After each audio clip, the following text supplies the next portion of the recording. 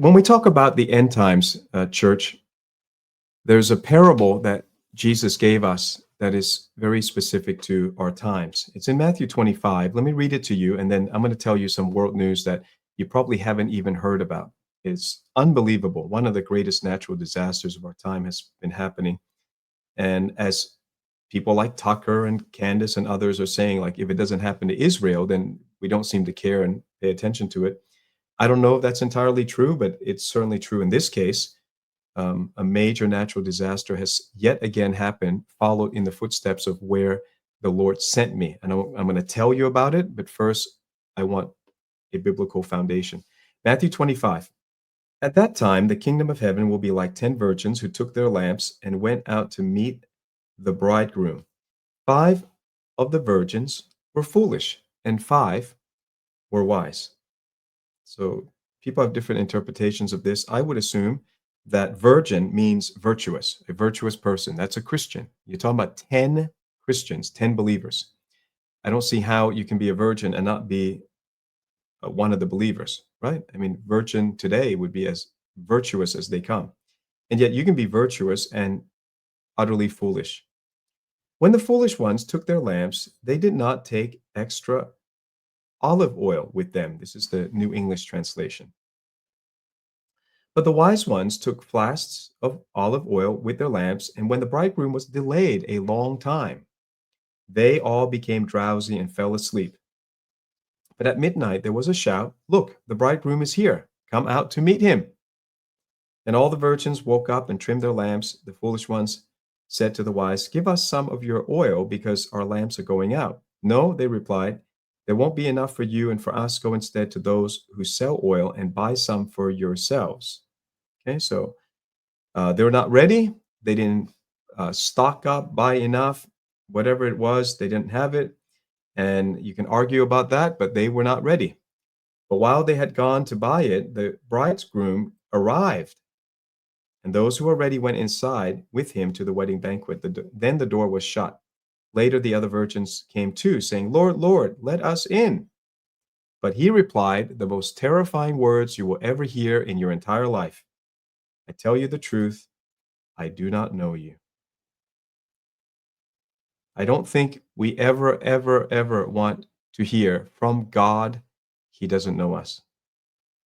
That is just utterly terrifying. And we often boast about the fact that we know God, but the emphasis of the Bible is, does he know you? Does he know you? Right? Do you show up to church? Well, the group here has shown up to church. He sees you, he knows you, he meets with you, he receives something from you.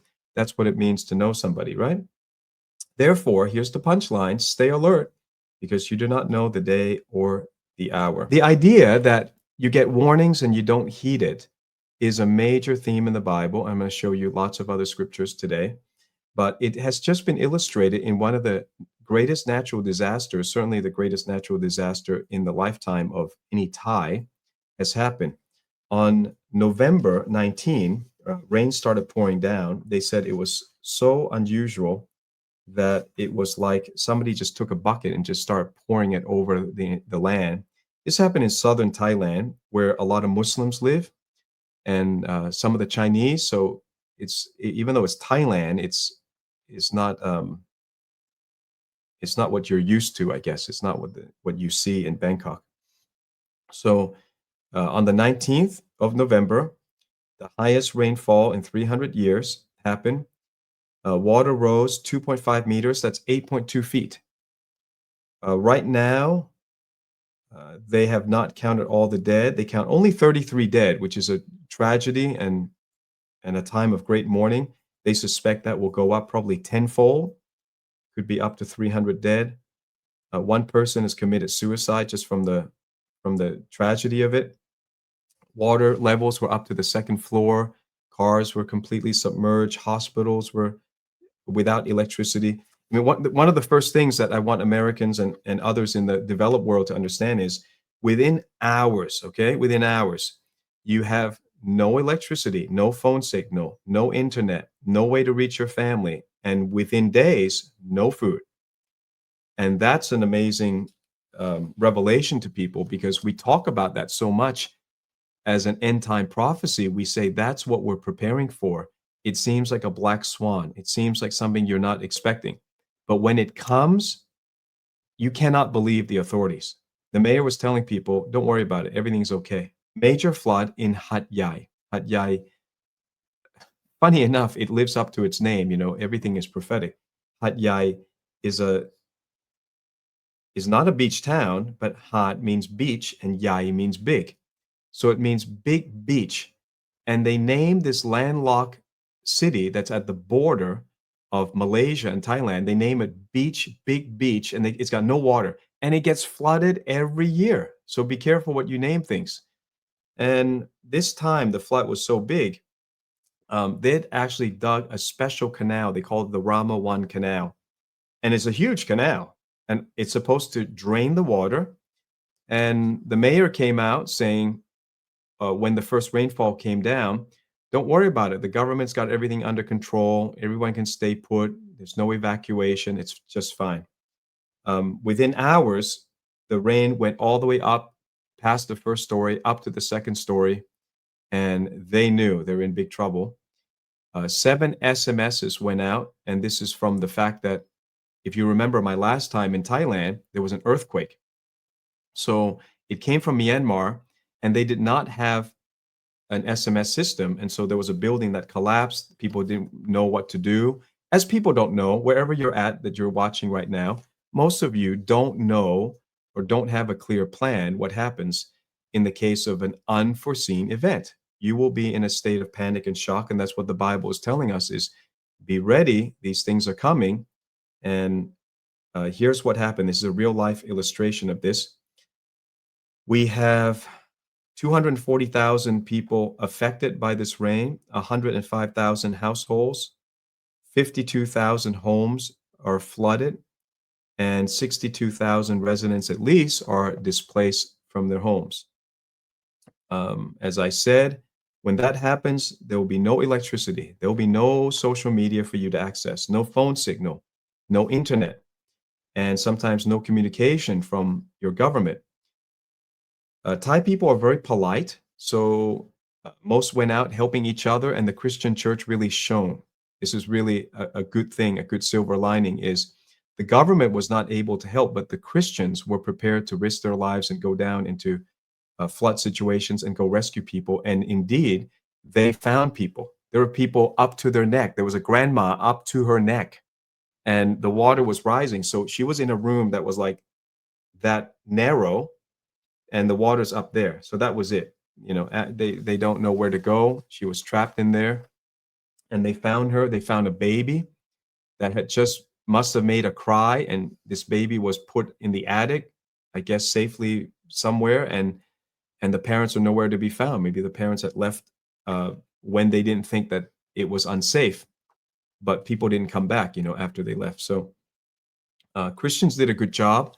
The fellow Thais did a good job going in, helping. The government was nowhere. So this is now creating a situation that I want to warn you about, because it's something that's played out again and again.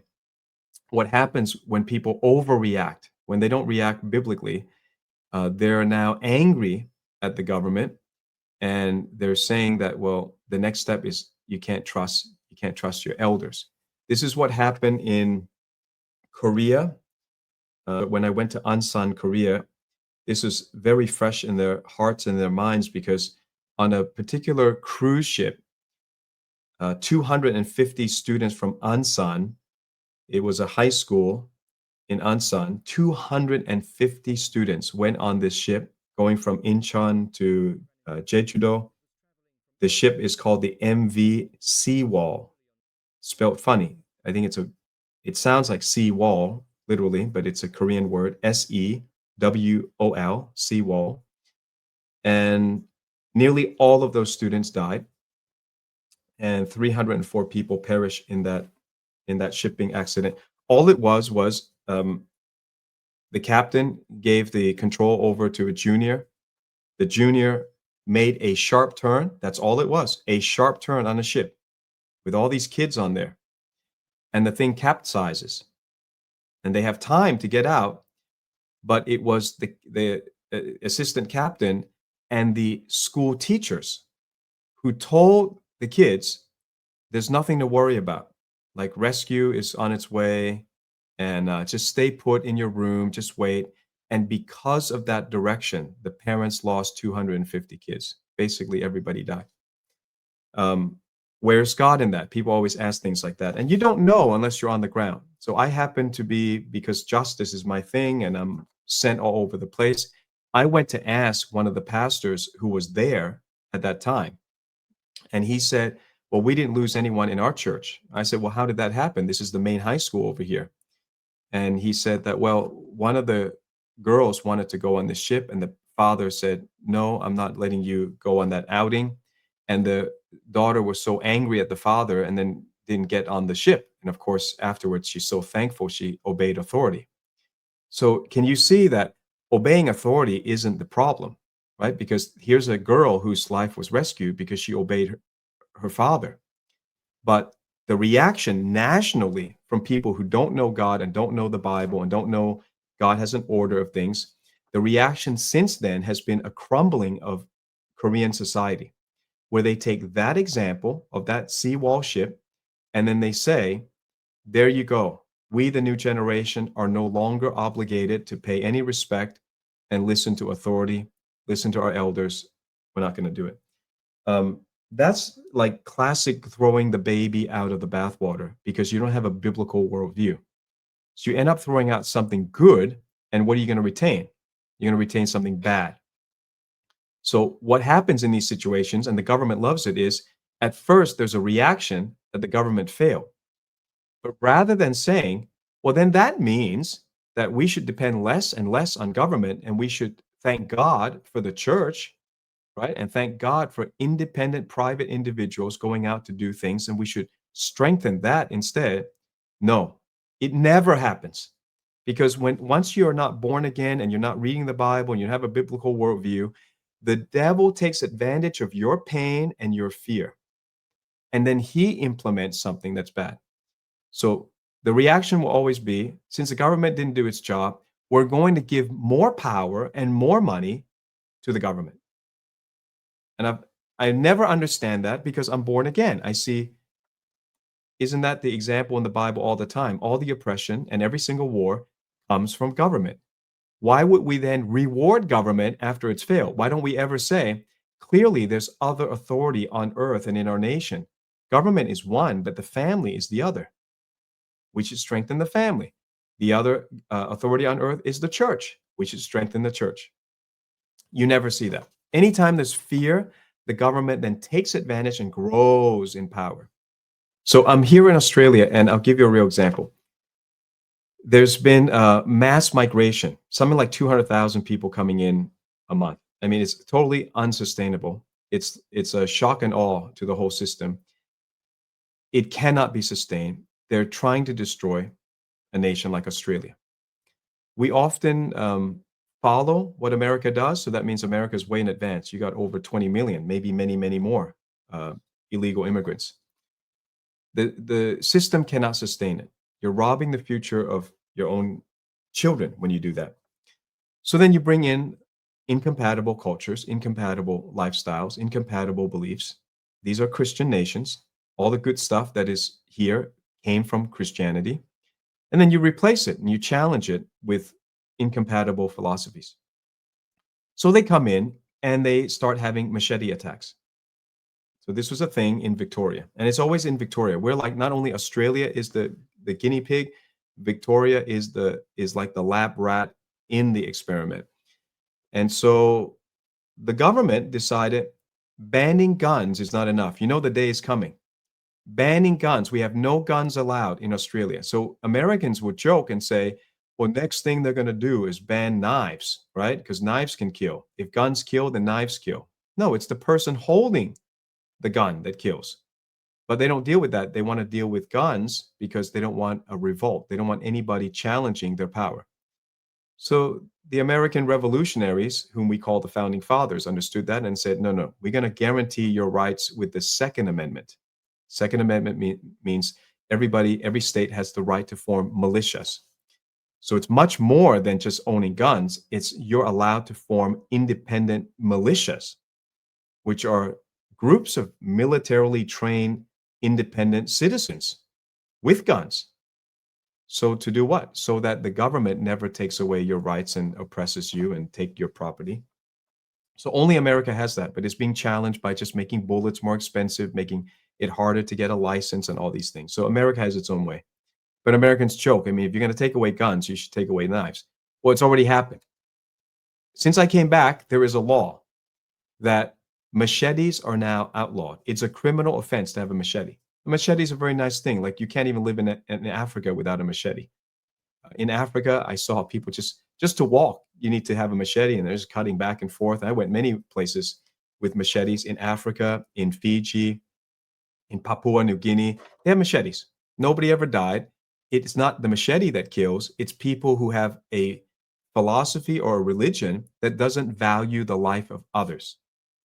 And so these people have come in, they've attacked a bunch of people with machetes. And so now they say, instead of saying the government is to blame, right? The government clearly created the problem. Then instead of taking power away from the government, here's what happened. They took advantage of Australians' fear and Victorians' fears, and they said, well, now we're going to have a voluntary return the machete. They don't buy it back. Here's what they're going to do. They have dumpsters, 40 of them, created by an independent company that will drop these 40 containers all throughout Melbourne, and the kids or whoever can come and drop their machete in. That's it. They don't get anything. So it's honor system, they call it, honesty system. What you don't know is the background. Each of those containers costs $300,000. Now, anybody who's a welder, anybody who's in manufacturing, you know that an empty box does not cost $300,000. And the people behind the company that made the box were in government previously. I was told that it's Dan Andrews' company. So think about that. Dan Andrews, the previous premier that flies to China, turns off his phone. He has no record of why he's in China, owns many companies with a Chinese business partner. He gets to sell a metal box for $300,000. And we the taxpayers are paying for that. And who created the need and the problem and the fear? The government. So the government creates the problem, then gives you the solution that enriches themselves. That makes no sense. Only if you don't believe the Bible, if you don't believe God, you would think that makes sense. But once you have a group of people who are enlightened, they know the Word of God, they know the Bible, and they know that there's nothing that man does apart from God that's going to work. We truly need a Savior. We need Jesus Christ to be in the middle of solving these things. And once Jesus is involved, he will teach you that corruption is wrong. He will teach you the value of individuals. And then you might come up with, for me, for instance, I would come up with a very quick solution. Stop the immigration, number one, cut it at its source. Number two, if you want machetes off, pay the people, not the company that makes these empty boxes. Why are you paying $300,000 a box times 40? What for?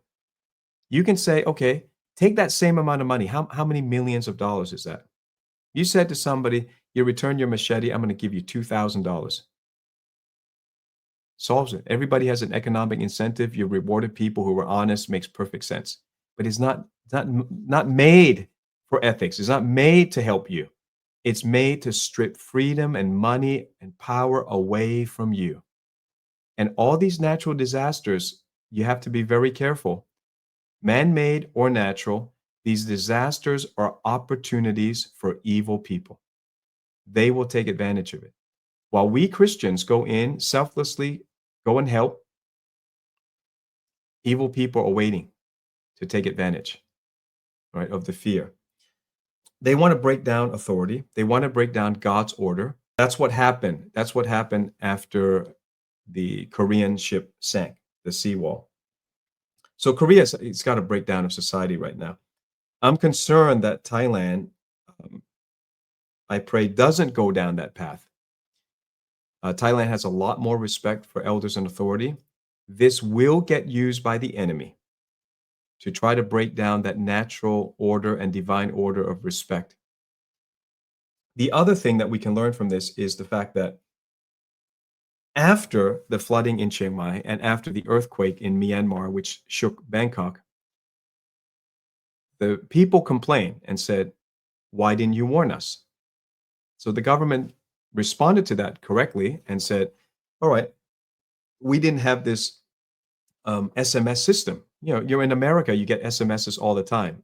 If you're in Florida, like me, you get hurricane alerts, right? But here's what I learned. I've lived through a couple of hurricanes. The alerts come and people don't evacuate. They don't listen. So they sent out in Thailand 7 SMSs to say, you know what? The mayor's wrong. The mayor made this speech about no problem. Don't worry about it. Our Rama 1 canal that's been dug is super great. We're all fine. Just go to sleep. It's great. When it's clear it wasn't going to be great, the SMSs started going out. And guess what? People did not evacuate. And this to me is a biblical moment, because how long have we been warning people about heaven and hell? And they act like it's never going to come. How long have we been warning people about the 4 horsemen of the apocalypse, right? For at least 13 years, until finally this year, the Lord said, put it in print, explain it the way I told you, so that all the people who are kind of copycats, they get the full message. You really need the full message and not just take the colors and preach only that. So the warning's gone out. And sometimes it grieves me, and I think more people should read it. More people should give it out as Thanksgiving gifts or Christmas gifts. It's not going out fast enough. But the Lord says, all I need is someone to warn. So I feel, okay, fine. I did my job. I did the warning. But no matter how hard you try, no matter how much you do, even if the book is number 1, the same people who hear it, most of them will take no action. So here are some scriptures. Write them down or listen, okay? Israel was repeatedly warned by prophets, but they would not listen. Jeremiah chapter 7, verse 13. And now, because you have done all these things, declares the Lord, I'm going to skip some things. I have spoken to you persistently, but you have not listened. From the day that your fathers came out of the land of Egypt to this day, I have persistently sent all my servants, the prophets, to them day after day. Yet they did not listen to me or incline their ear, but stiffen their neck. Ezekiel 33. This is our job. Ezekiel 33, verse 30. As for you, son of man, your people say to one another, come and hear what the word is that comes from the Lord. And they come to you as people come, and they sit before you as my people, and they hear what you say, but they will not do. They will not do it. When this comes, and it will come, then they will know that a prophet has been among them. So God's main concern is, he doesn't want to be blamed. And he says, at least they will know that a prophet published the book, The 4 Horsemen, on the order of the Lord. A prophet got on YouTube and gave fair warning based on the Lord's inspiration. There was one lady hanging off a tree who got the warning. A boat came by. They used jet skis to save people. So they say, Grandma, the jet ski is here. They called it the jet ski team. I know one of the pastors who took a jet ski. I love jet skiing. I was just jet skiing exactly down in the south for 4 hours. I took a lot of our online members for fun. But jet skis are great, and jet skis can get into the nooks and crannies and navigate where bigger ships cannot. So the jet ski arrives and sees the old grandmother hanging on the tree and says, it's time to go. Let's go. And you know what she said? She wouldn't go. You know why? She was worried about her belongings. She was worried about her possessions. She didn't want to leave in case there was looting or somebody would go in and steal her stuff. Isn't that like exactly a natural illustration of the spiritual lessons of the Bible? We're warning people, let go of all your stuff. There's nothing that's worth it. Let go of even your old beliefs and false religions and idols. Let it go. and believe the Creator God who sent his son Jesus. There's nothing else that you need to take with you. Just hang on to Jesus. He's the jet ski. He's come to rescue you. And people say, yeah, no thanks. I got this piece of furniture. I got this rug. I got this favorite photo album somewhere. I mean, it's amazing how people can get the warning and the help right at their doorstep and just deny it and reject it. And that's what we saw happening down in Hat Yai, down in the south. Again, very Muslim area and very Chinese Buddhist area. Our area, our Goshen, completely safe. It's yet another confirmation for me, completely safe. We want to be near where we can help people, right? But we want to be safe. We don't want to be affected by their problems. So we're on higher ground, right near all of these regions with abundant food. But you can see one flood can take away all the food. So you still want to stock up and have all these things. And that's what we have. We have a Goshen that provides all that. And I saw, and behold, a white horse, and he that sat on him had a bow, and a crown was given unto him, and he went forth conquering, and to conquer. After 2 decades of unforgettable teachings on the 4 horsemen of the apocalypse, Pastor Steve Cioccolanti has put it all together for you in one full-color book.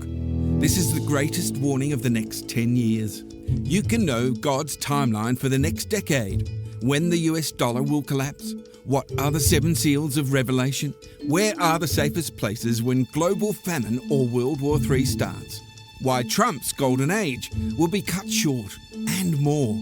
You can decode the signs and prophecies for our time. Get the 4 Horsemen of the Apocalypse right now in full-color paperback, ebook, audiobook, or a free chapter at discoverchurch.online/4 horsemen. That's the number 4 followed by horsemen. Go to discoverchurch.online/4 horsemen. Be prepared and prepare others for his soon return. The time is now to look up, for your redemption draws near.